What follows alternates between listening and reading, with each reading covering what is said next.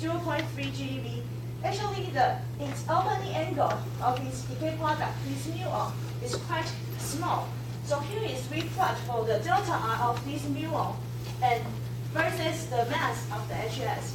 So we can see that if the HS is about 0.3 GeV, the opening angle of its decay product is quite small. It's only 0.01, or it's delta R. So we can define this kind of events as muon jets. So this muon is actually very clean signature at the collider, hadron collider. But if these two muons is quite close, it's very hard for the experiments to tell them. The current sensitivity for Atlas and CMS to plot this is their delta R. The best sensitivity is their delta R, about 10 to the -3. Yeah, so here is its delta R. So let me introduce its constraint on this kind of Higgs boson photon model. So the first constraint is come from the Higgs boson data. The Higgs boson current data say that its non-standard decay width needs to less than 0.94 MeV. So we can, this is the Higgs decay into two light Higgs. So it will give the scalar coupling like this kind of constraint. The second constraint comes from the B physics. The B physics can have this kind of B to K invisible and this kind of constraint. So this is our parameter space. This x-axis is the mass of the light Higgs, light scalar, and y-axis is the missing angle squared, side missing angle squared. So here is the only allowed parameter space. This origin and yellow parameter space region is the limit of plotting the displacement muon reconstruction for the Atlas and CMS. I forgot to tell you this kind of muon jet phenomena, this HS is a lonely particle, so it will have displacement vertex at the LGC. So this is a limit for the Atlas and CMS. So this white region is the allowed parameter space to plot. And the third constraint is come from the direct search. So direct search that the Higgs will given by a CMS and ATEV, so will give this blue region is a constraint on the direct search. So here we show you the hashed region is equal to profit at the LGC, and we got the 95% confidence level at LGC 14300 phantom one inverse. We can plot this hashed region for this if we add one light scalar. And then we think, can they be more in this kind of model? We add two scalar. One is HD1, the other is HD2. HD2 actually is very similar to the HS in the model 1 I just introduced to you. So in this kind of model here is Lagrangian, and after symmetry breaking, they will mix. This HD1, HD2 will mix together, and here is their scalar coupling. So here is the branching ratio of the HD1. So in our study, we said that HD1 is a little heavier or large heavier than HD2. So HD2 is the lightest than HD1. Yeah. So here is the branching ratio, and this x-axis is the mass of HD2. If HD1 is 2.5 GeV, and the maximum region for HD2 is 1 GeV, we can see that the HD1 can almost, here is 0.95, here is 1, here is a branching ratio.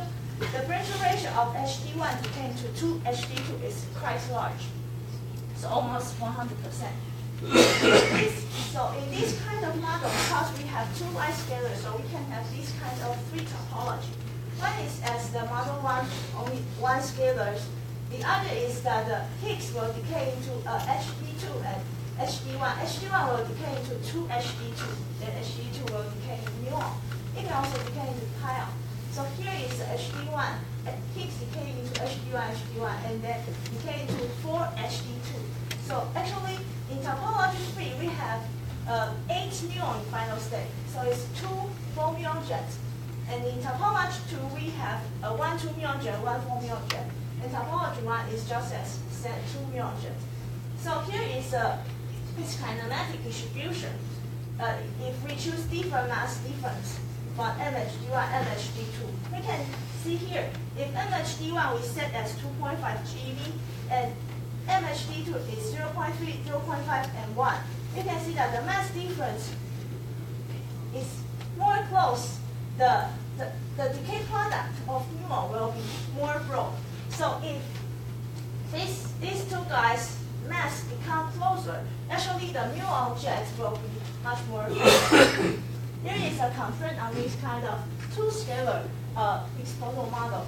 So here is its decay rate. So we can give this kind of a coupling constraint to the scalar coupling of these two scalar coupling. And the HD2 will suffer the same physics constraint as a one scalar model. So here I just show you that the direct search and first constraints on its two scalar model. And this hashed region is a sensitivity for different topology. The blue hash region is for TP1, red is TP2, and green is for TP3. So here is the different parameter setting for these different cases. So here is our,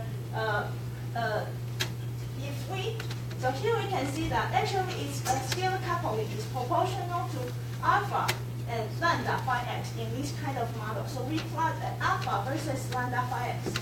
Then we find out that if at LGC 14 TeV 300 femtobarn inverse luminosity, we want to get 95% confidence level. In this region, the most sensitivity is TP3, then TP2, then TP1, corresponding to these three topology.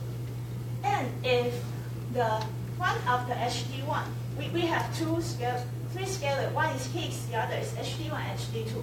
HD1 can be very light or very heavy.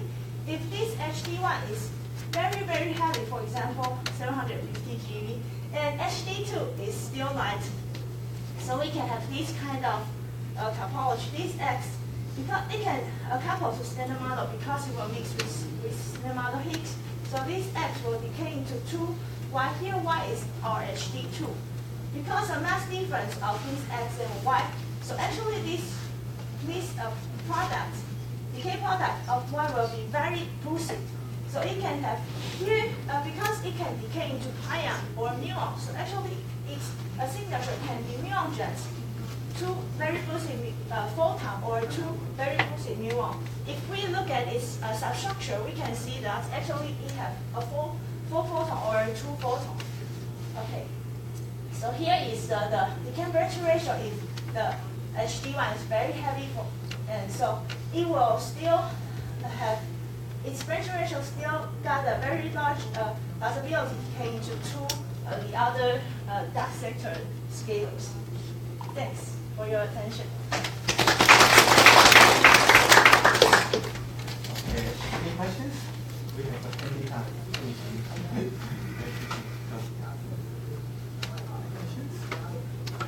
So how to detect this type of very large scalar?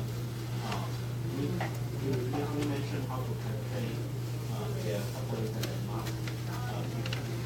We find any long-term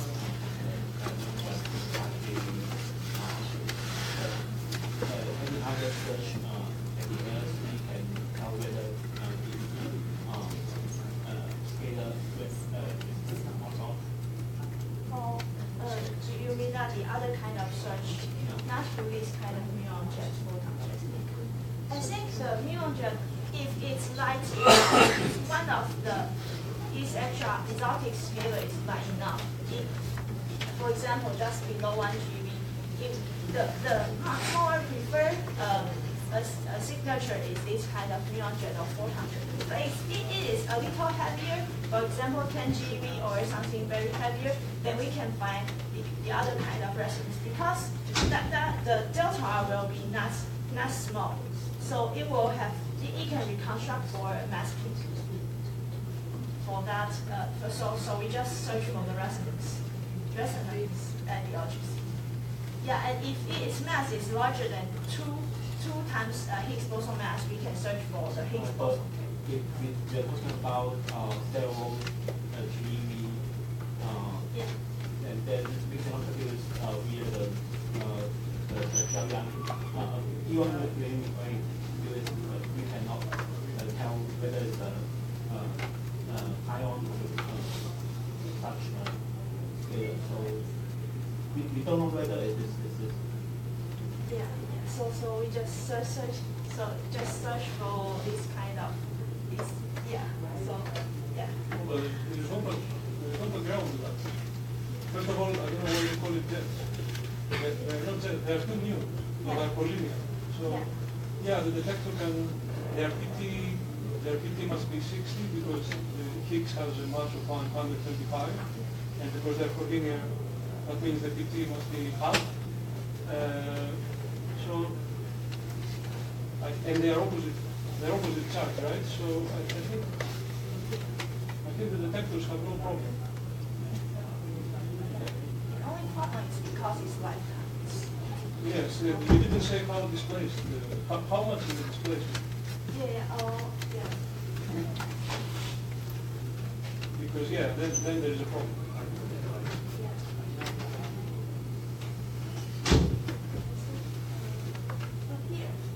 Here is this decay with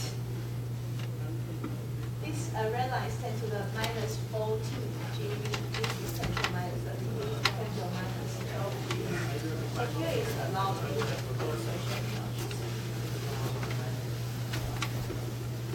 So this is not allowed because it will decay when you write out your text. So it depends on the length. So it's from centimeter to order 1 meter.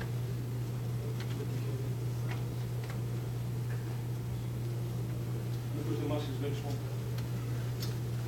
Yeah, it's better to not see it. Okay, I think